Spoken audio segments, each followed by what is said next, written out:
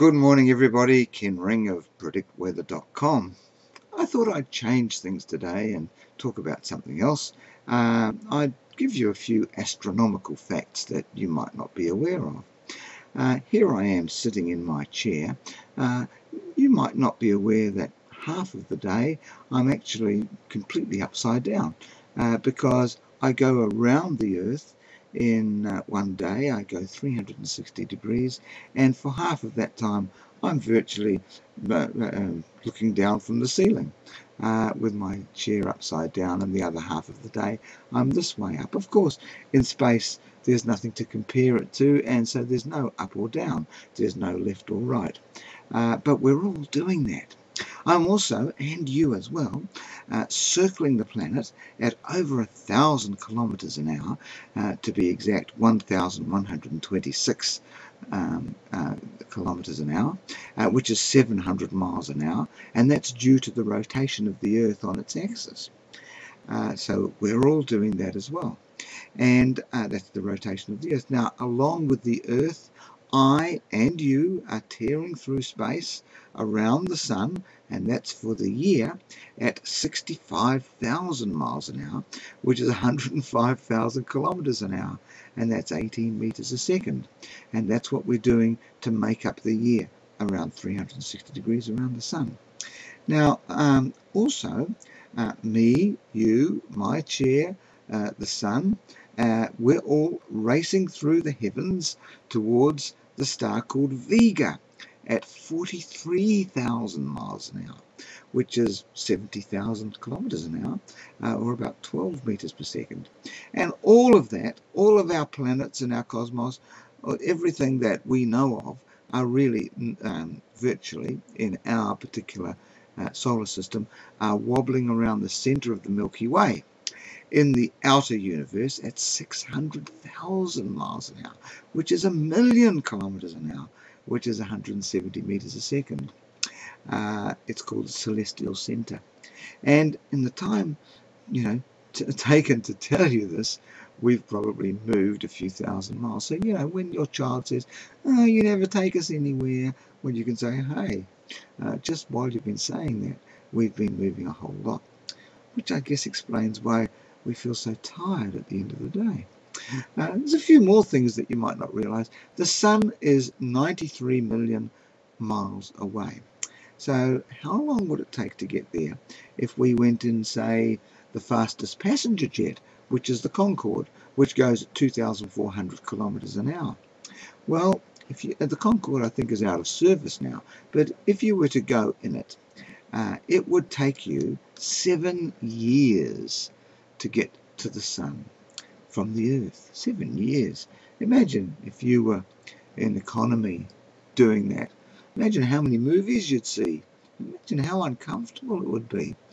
But still, 7 years. Now, if you were to go even further, go to our nearest star neighbor, which is Alpha Centauri, which is 4 light years away.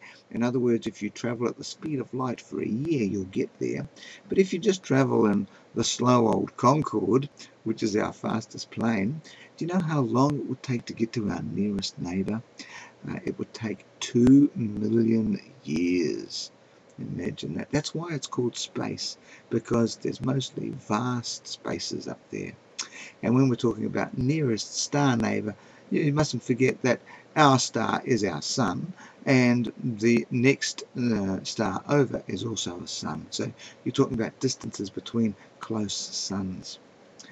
Here's another thing you might not know. About 4.5 billion years ago, the Earth was formed. That's 4,500 million years ago, and the day was only about 7 hours long then. Then, around about that time, the moon got made. How did it get made? Well, a rock came crashing into the Earth and bumped a piece out, and it flew into space. And it started rotating around the Earth, and it got to be called a moon.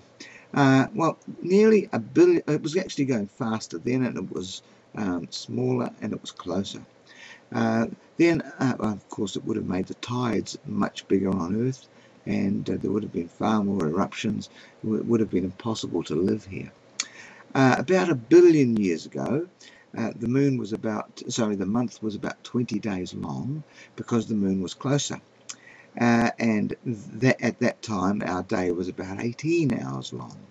Now the day is getting longer, and in about 7 billion years time, what we call the year will be a day shorter. So that's because the moon is moving away, and as it moves away it increases its orbit by about an inch a year, and so it's actually heading towards the sun. The moon is. So it's losing its grip on the Earth, it's losing control of our orbit, which means that it sort of frees the Earth up a bit.